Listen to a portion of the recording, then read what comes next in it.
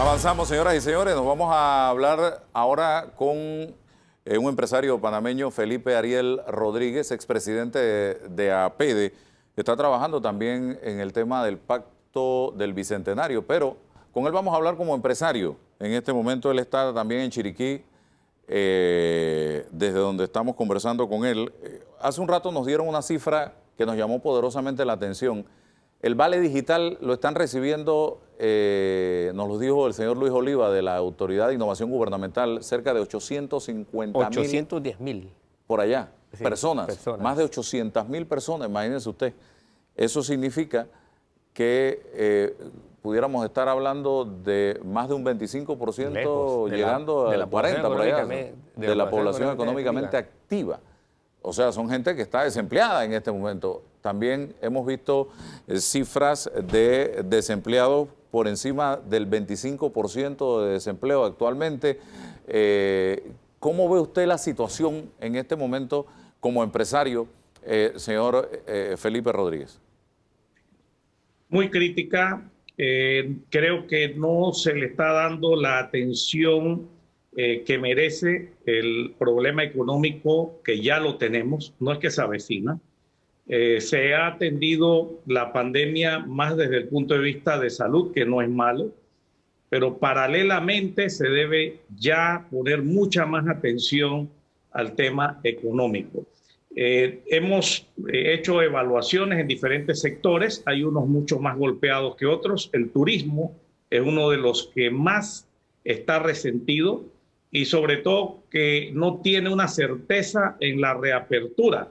Se autoriza que se inicie la actividad y de un momento a otro se cambian las reglas e inmediatamente se bloquea, y peor aún, confusión en los comunicados cuando algún turista que haya reservado, por ejemplo, en una de las provincias y se vaya a movilizar, al inicio lo paraban y mientras se aclaraba hubo cancelaciones grandes de ese tipo de turistas que se necesita tanto ahora por acá, sobre todo por los diferentes territorios. La incertidumbre, Álvaro, la incertidumbre es la peor enemiga de un crecimiento económico y de eso estamos sufriendo en este momento. En nuestro campo automotriz tenemos un 30% de merma en los ingresos y ya estamos obligados a empezar a recibir personal.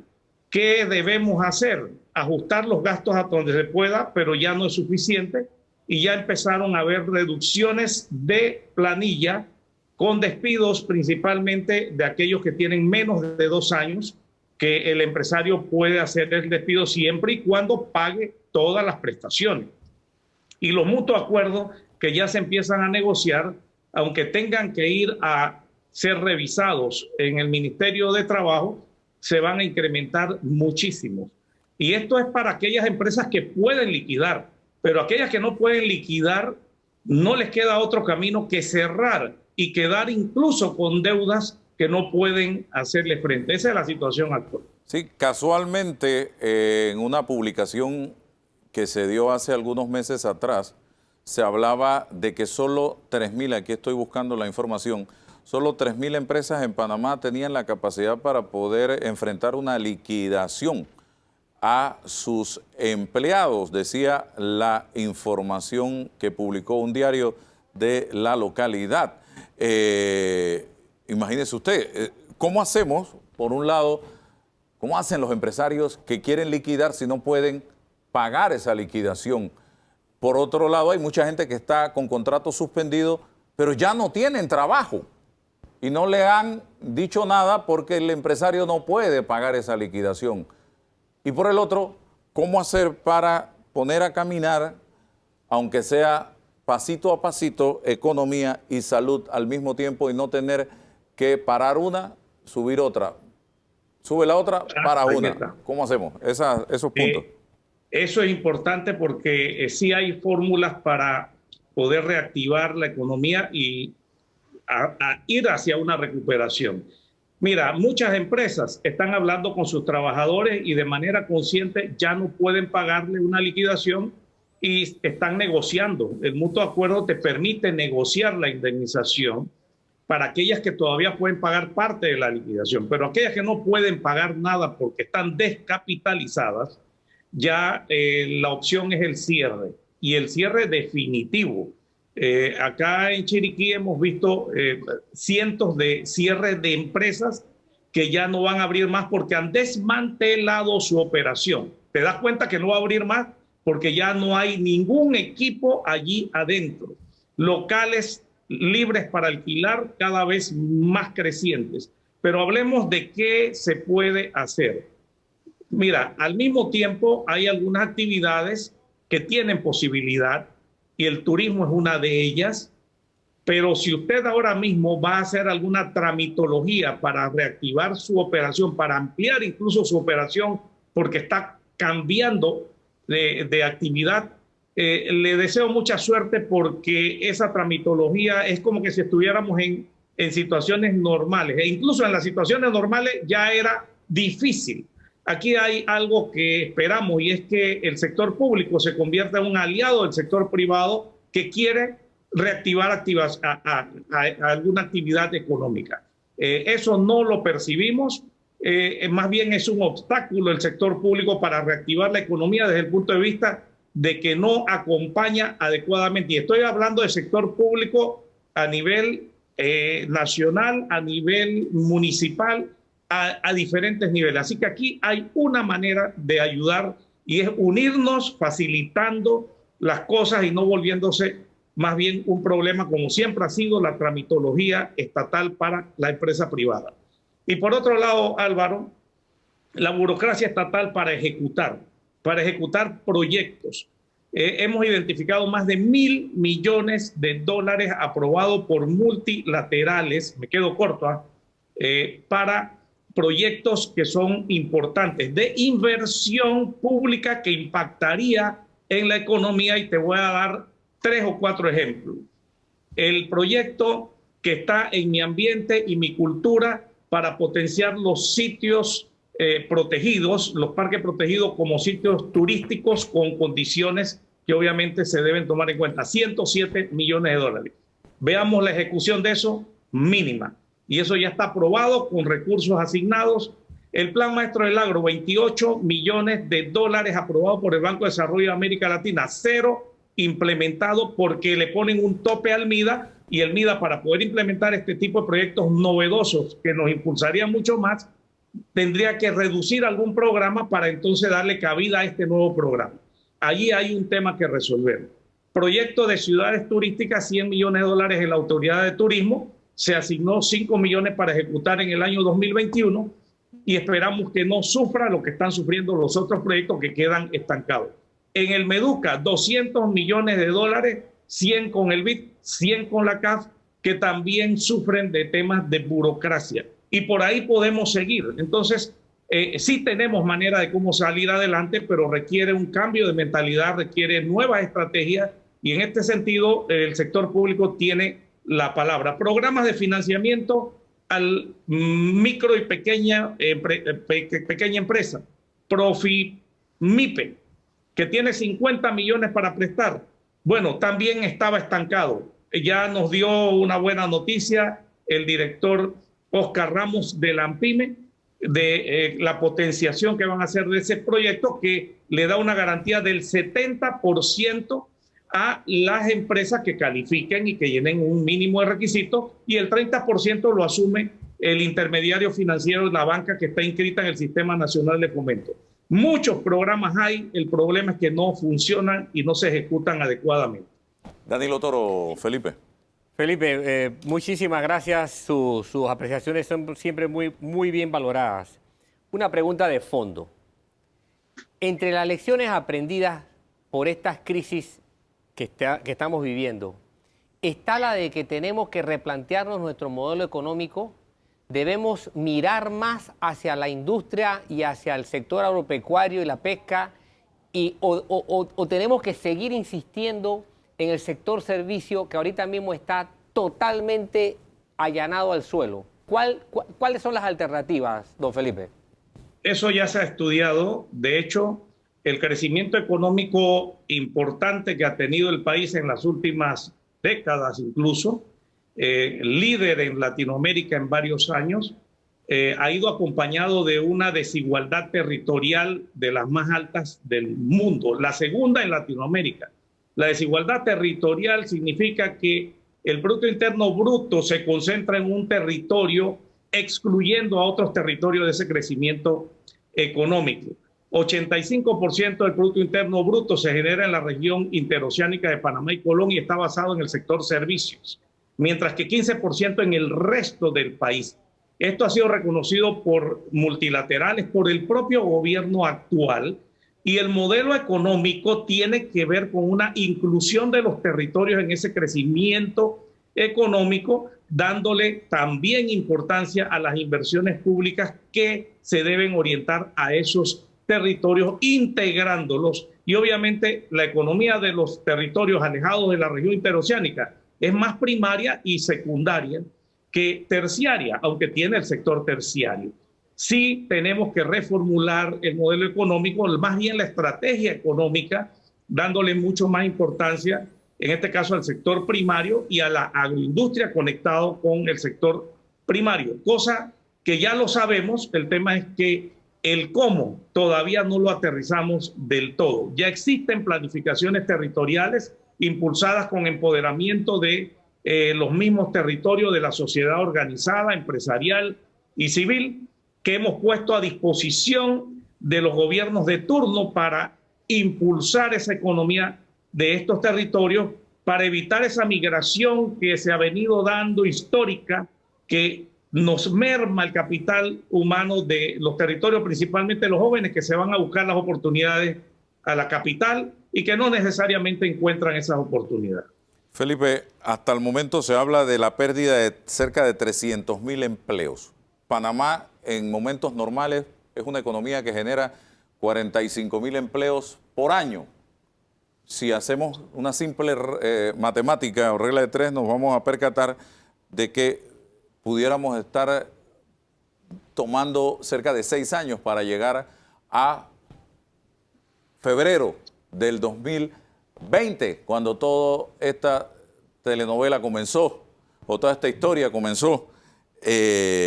Señor Felipe Rodríguez, dígame cómo hacer precisamente para volver a ese febrero del 2020 más rápido, y qué vaticina usted, cómo están las cosas para este año 2021. Hoja de rutas claras para la reactivación, que se escuche más al sector productivo en la elaboración de esas hojas de rutas de reapertura. Yo creo que no hemos sido escuchados del todo. Ustedes han visto las quejas que han habido de dirigentes importantes de diferentes sectores públicos. Creo que el gobierno debe entrar en un mejor trabajo en equipo con esos sectores más afectados. Vamos a hablar del turismo y cómo se puede reactivar. No es posible que se vuelva a coartar totalmente la movilidad de las personas sin tomar en cuenta que ya incluso se había reinvertido de parte de algunos empresarios para poder reabrir las puertas, y con estas medidas que se dieron de limitar totalmente la movilidad, de una vez volvimos hacia atrás. Debe haber fórmulas como la movilidad controlada, y esa movilidad controlada puede planificarse con que el turista puede demostrar con su reserva de hotel, su reserva de avión, una serie de pruebas que sí tiene esa necesidad de movilizarse. Pero aquí no necesariamente se han tomado en cuenta estos aspectos, y si se toman en cuenta después de haber ya restringido totalmente la movilidad y no contribuimos a esa reactivación económica. Entonces, hojas de rutas con mucho más certidumbre, manejadas a la par de mejores controles de bioseguridad, que eso no lo podemos obviar. Tenemos que seguir luchando contra la pandemia, no se trata de eso. También en las playas, que ahí tenemos el caso, que se inundan de personas porque estaban tan ansiosas de salir que en un fin de semana se vuelcan. Bueno, eso también puede ser controlado por el tipo de personas que van allá y no en buses o paseos masivos. Una serie de controles que podemos hacer, pero la cosa es más grave con respecto a lo de los 45,000 empleos que genera nuestra economía. Eso es en situación normal. Exacto. Álvaro. O sea que este año todavía estamos en la normalidad y se vislumbra que los próximos 5 años no van a llegar a la normalidad. Por lo tanto, que si pensamos que los 45,000 empleos se van a generar en los próximos 2, 3, 4 años, no es así. Si hacemos ese cálculo y hacemos el análisis que van a ser menos de 45,000, recuperar esos empleos va a demorar más de 10 años. Así que eso es grave. Yo creo que hay maneras de salir adelante y, como te dije, la facilitación del sector público para que la inversión privada fluya sin ese tipo de tramitologías engorrosas que incluso lleva a la corrupción a muchos, porque algunos, para solventar esa situación, entonces prefieren pagar y caen en corrupción, que no es lo correcto. Ese mal hay que erradicarlo y la pelota está del lado del sector público en gran medida. Y me preocupa hasta cuándo vamos a poder o hasta cuándo vamos a contar con los recursos para seguir sosteniendo el pago del bono solidario o vale digital, red de oportunidades, 120 a los 65, beca universal, todos estos subsidios. ¿Hasta cuándo? Si el Estado no está recibiendo los ingresos con que fueron creados todos estos subsidios, además métale el paquete de la Caja de Seguro Social, que eso es otro dolor de cabeza comparado prácticamente con una migraña. El futuro está bastante incierto, señor Felipe Rodríguez. Totalmente incierto, y la modernización del Estado es una prioridad cada vez más alta. La digitalización del gobierno es fundamental para que esto fluya mucho más. Conozco de varias inversiones y de inversionistas interesados con todo y lo que está sucediendo en hacer proyectos en el país. Identificar esos inversionistas, ya lo hemos hecho a nivel de los centros de competitividad. Elaboramos un portafolio de proyectos públicos y privados claves para los diferentes territorios. Los hemos entregado a las autoridades nacionales y esperamos que haya la respuesta para unirnos y que esos proyectos, que son proyectos formales, sean acompañados, sean facilitados y no más bien ahuyentados, como se nos va mucha inversión, porque aquí definitivamente es difícil empezar una empresa y mantenerla. Ya es difícil por las fuerzas del propio mercado, pero si usted le suma a eso la problemática de un Estado ineficiente, y por otro lado, ¿hasta cuándo vamos a aguantar también sostener una planilla estatal que anda por ya llegando a los 300,000 trabajadores? Todos tienen derecho a vivir. No estamos en contra de que mantengan esos trabajos. Lo que estamos hablando es de que no va a haber capacidad para mantener esa empleomanía ficticia de muchas instituciones. La propia Caja del Seguro Social se ha reconocido que tiene un 30% más de trabajadores de los que requiere. Y si usted hace un análisis muy rápido de que cada uno de esos trabajadores ponga 3,000 que están en exceso, gana $1,000. Todos los meses son $3 millones que tiene que gastarse en una planilla que no se requiere. Y si eso lo multiplica por 12, estamos hablando de $36 millones, Álvaro. Entonces, la eficiencia viene a ser clave para poder reorganizar este país y poder aprovechar esta pandemia, porque dice que cada crisis trae oportunidades. Yo creo que la oportunidad es abrir los ojos de cosas que no hemos arreglado, y en este caso allí hay la eficiencia, la modernización del Estado. Debemos apuntar hacia ella, porque no va a haber recursos para poder sostener todos esos gastos. Gracias, Felipe Ariel Rodríguez, expresidente de la Asociación Panameña de Ejecutivos de Empresa, empresario panameño, siempre preocupado por la situación que vive el país. Se acabó el tiempo, señoras y señores. Gracias por la atención dispensada en este domingo de debate abierto dominical. Danilo, gracias. Gracias. Hasta el próximo Nos vemos. domingo.